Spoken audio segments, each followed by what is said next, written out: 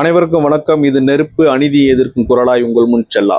நெருப்பு மாதிரி வேலை செய்யணும் குமாரே, தியாகம் தான் உன்னை உயர்த்தும். இவர் சினிமாவில் மட்டும்தான் சிங்கம் மாதிரி அப்படி வேட்டையாடுவாரு, ரியல் லைஃப்ல வந்து பாத்தீங்கன்னா அப்படி கிடையாது அப்படின்ற பல விமர்சனங்களை தாண்டி மாண்புமிகு முதல்வர் விஜய் அவர்கள் தனது சினிமா பாணியிலேயே வந்து பாத்தீங்கன்னா செயல்பட்டு கொண்டு இருக்கிறார். அதை நம்ம பார்க்கிறோம். தாவைக்காவை சார்ந்தவர்கள் மற்றும் அவருக்கு நம்பி வாக்கு செலுத்தியவர் எல்லாம் அப்படி ஆனந்தில் பூரிச்சு போறதையும் ஒரு நம்பிக்கை புத்துணர்வையும் வர்றத மக்களிடையே வர்றத நம்ம பார்க்குறோம். நமக்குமே வந்து பார்த்தீங்கன்னா சந்தோஷம்தான். மக்களுக்கு ஒரு நல்லது நடக்குதுன்னா அது நம்ம வந்து வரவேற்கக்கூடியது, அது வந்து நம்ம ஏற்கக்கூடியது, அது சந்தோஷம் தான் நமக்கு. அதை நாம தான் பண்ணணும் அப்படின்னு கிடையாது, யார் வேணாலும் பண்ணலாம். அந்த வகையில மாண்புமிகு முதலமைச்சர் விஜய் அவர்கள் எடுத்த முடிவு வந்து பார்த்தீங்கன்னா ரொம்ப வரவேற்கத்தக்கதா இருக்கு.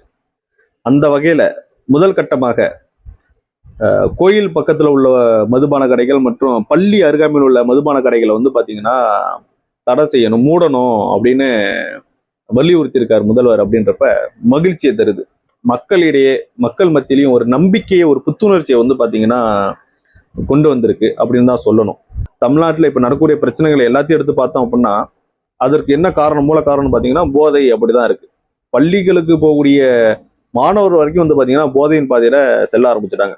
அதை தடுக்கும் வகையில இப்போ முதல்வர் கொண்டு வந்த இந்த முடிவானது வந்து பாத்தீங்கன்னா உண்மையாலுமே மகிழ்ச்சியை தர வகையில இருக்கு. இந்த நிலைமையிலும் சில நபர்களால வந்து பாத்தீங்கன்னா விஜய் அவர்கள் முதலமைச்சர் ஆனதும் சில விஷயங்கள் நடந்திருக்கு அப்படின்னு பொய்யான பழைய, அதாவது முன்னதாக நடந்த விஷயங்களை வந்து பாத்தீங்கன்னா ஆட் பண்ணி அண்ணன் ஆட்சி வந்ததுக்கு அப்புறம் இதெல்லாம் நடந்திருக்கு அப்படின்னு அறிவில்லாத சிலர் வந்து பதிவு போடுறதையும் நம்ம வந்து பார்க்க கூடுது. அதெல்லாம் வந்து பாத்தீங்கன்னா தவிர்த்துருங்க. இனிமே வந்து அது மாதிரி விஷயங்களை தவிர்த்துருங்க. அது வந்து பாத்தீங்கன்னா நமது முதல்வர் அவர்களை தான் வந்து பாத்தீங்கன்னா பாதிக்கும் வகையில் அமையும். மேலும் மதிப்புக்குரிய முதல்வர் விஜய் அவர்கள் வந்து 2026 தேர்தலில் தனக்கு எதிராக நின்ன எதிர்கட்சியின் தலைவர்களை எல்லாம் நேரடியாக அவங்க வீட்டுக்கே சென்று பார்க்கறத நம்ம பார்க்க முடியுது. இதுல நம்ம என்ன பார்க்குறோம் அப்படின்னா ஒரு புதிய நாகரிகத்தை வந்து பாத்தீங்கன்னா விஜய் அவர்கள் தனது ரசிகர்களுக்கு கற்றுக் கொடுத்திருக்காரு அப்படின்னு தான் நம்ம சொல்லணும். ஏன் அப்படி சொல்றோம் அப்படின்னா அண்ணன் சீமான் அவர்கள் வந்து முத்து அவர்களின் மறைவிற்காக துக்கம் விசாரிப்பதற்காக ஸ்டாலின் அவர்களை சந்திக்கிறாங்க. இந்த நிகழ்வானது தேர்தலுக்கு 2026 தேர்தலுக்கு முன்னதாக நடக்குது. அந்த சந்திப்பை குறித்து சீமான் அண்ணன் சொல்றாரு, நாங்கள் பயணிக்கக்கூடிய பாதைகள் தான் வேறு வேறு, அரசியல் ரீதியாக கருத்து வேறுபாடு இருக்கலாம், அதுக்கு வந்து பார்த்தீங்கன்னா குற்றச்சாட்டை நம்ம நிறைய இடத்துல வைக்கிறோம், அது வேற. ஆனால் மனித மாண்புன்னு ஒன்று இருக்கு இல்லையா, அதை தான் நான் பண்ணியிருக்கேன். அதை முத்துவின் மறைவிற்கு துக்கம் விசாரிக்க தான் நான் வந்து போனேன் அப்படின்னு சொன்னார். ஆனால் தாவைக்காவை சேர்ந்த உறவினர்கள் வந்து அதை எல்லாம் சாயம் பூசி வந்து பரப்புனாங்க அப்படின்றத நம்மளால பார்க்க முடிஞ்சது.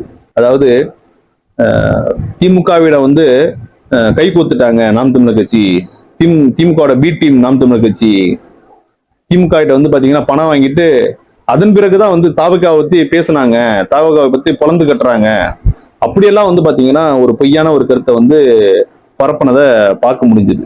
இப்போ நாம என்ன கேட்கிறோம் அப்படின்னா மாண்புமிகு முதலமைச்சர் அவர்கள் வந்து ஸ்டாலினை வந்து சந்திப்பதற்கான அவசியம் என்னன்னா, ஐயா உங்களோட தயவுல தான், உங்களுடைய கூட்டணி கட்சிகளின் தயவுலோட தான் நான் வந்து முதலமைச்சர் ஆகியிருக்கேன், நீங்க மனசு வச்சதாலதான் நான் வந்து முதலமைச்சர் ஆகியிருக்கேன், அதுக்கு நன்றி செலுத்தும் விதமா தான் மாண்புமிகு முதல்வர் விஜய் அவர்கள் வந்து ஸ்டாலினை சந்திச்சிருக்காரு அப்படின்னு சொன்னா ஏற்புடையதா இருக்குமா, நாகரிகமா இருக்குமா? முதல்ல அது முதல்வர் விஜய் அவர்கள் வந்து செய்தது வந்து அரசியல் நாகரிகம், அது அவருடைய மாண்பை சொல்லுது அப்படின்னா அண்ணன் சீமான் செய்தது வந்து மாண்பு இல்லையா, அது வந்து அவருடைய நாகரிகம் இல்லையா?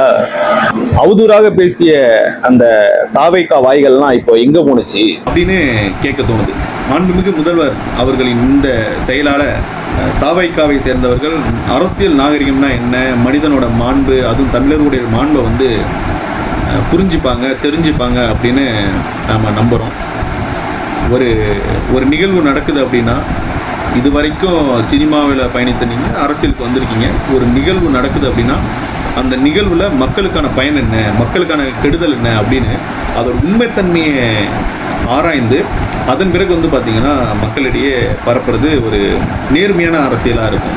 அந்த நேர்மையான அரசியலை வந்து பார்த்தீங்கன்னா இனிமேல் தொடருவீங்க அப்படின்னு ஒரு நம்பிக்கையோடு மீண்டும் சந்திப்போம் நமது நெருப்பு களத்தில் என்று சொல்லி விடைபெறுகிறேன். நன்றி, வணக்கம்.